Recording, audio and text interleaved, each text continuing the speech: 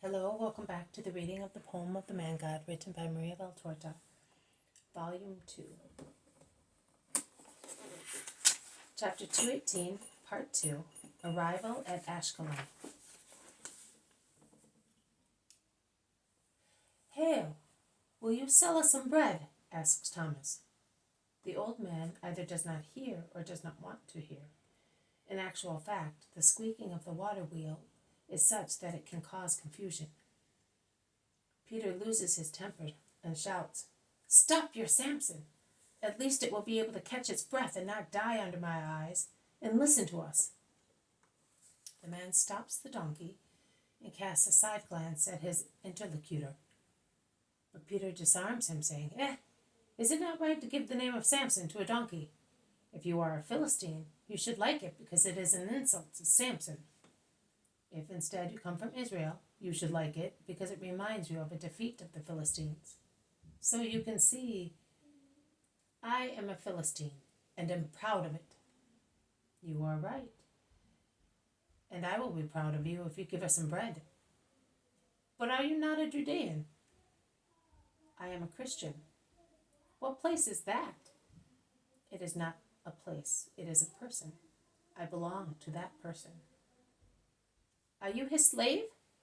"I am more free than any other man because who belongs to that person does not depend on anybody except God."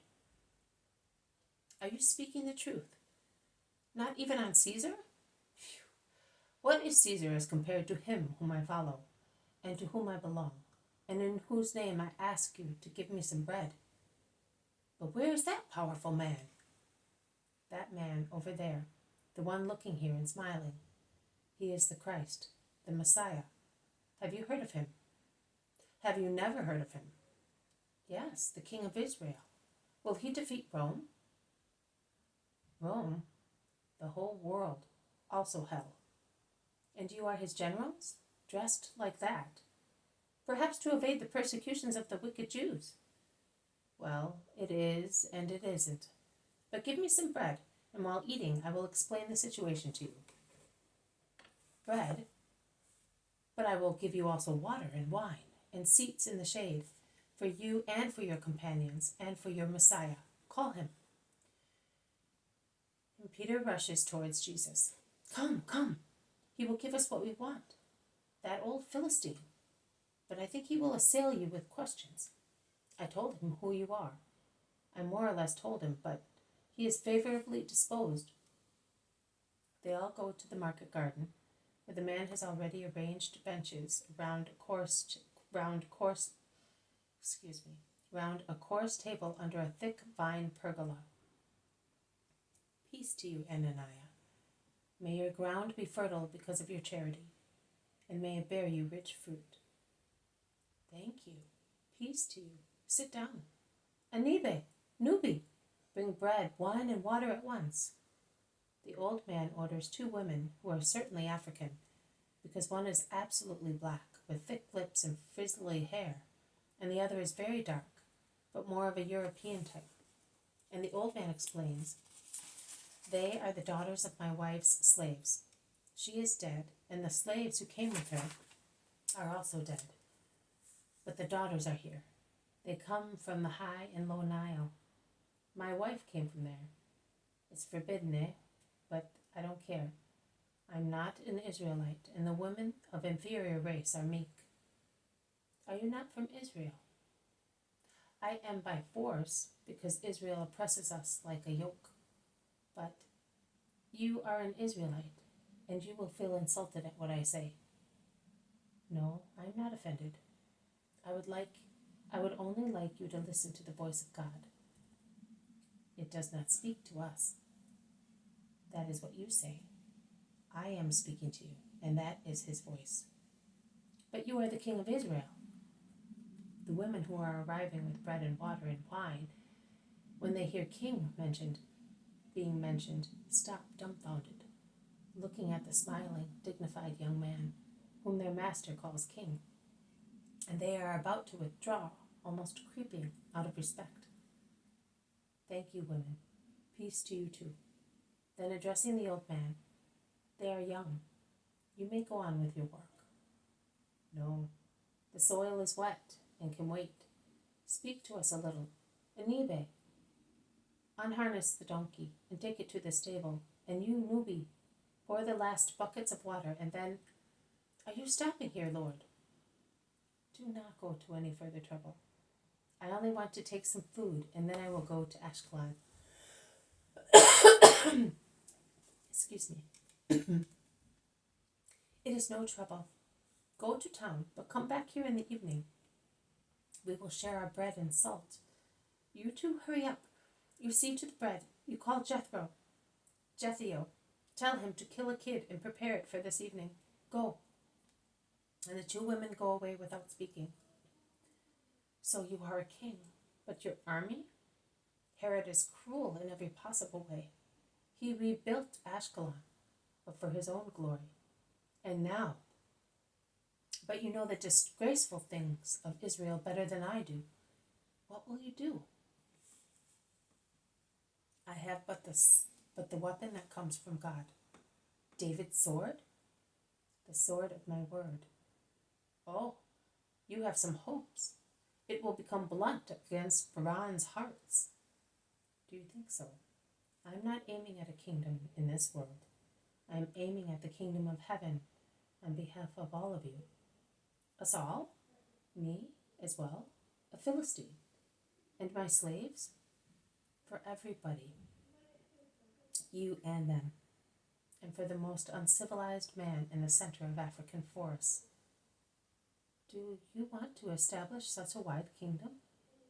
Why do you call it of heaven? You could call it kingdom of the earth.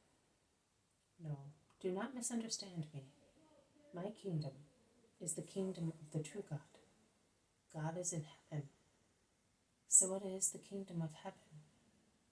Every man is a soul clad with a body, and a soul can live but in heaven. I want to cure your souls, remove their errors and hatred, and lead them to God through goodness and love. I like that very much. I do not go to Jerusalem, but I know that no one in Israel has spoken like that for ages. So you do not hate us. I do not hate anyone. The old man is pensive. Then he asks, and have the two slaves got a soul the same as you people of Israel? Of course they have. They are not captured wild beasts. They are unhappy creatures. They deserve love. Do you love them? I do not ill-treat them. I want them to obey. But I never use a lash, and I feed them well. They say that an ill-fed animal will not work, but also an ill-fed man is bad business. And they were born in the house. I saw them when they were babies. They are the only ones who will be left because I am very old. You know, almost 80. They and Jethio are what is left of my old household.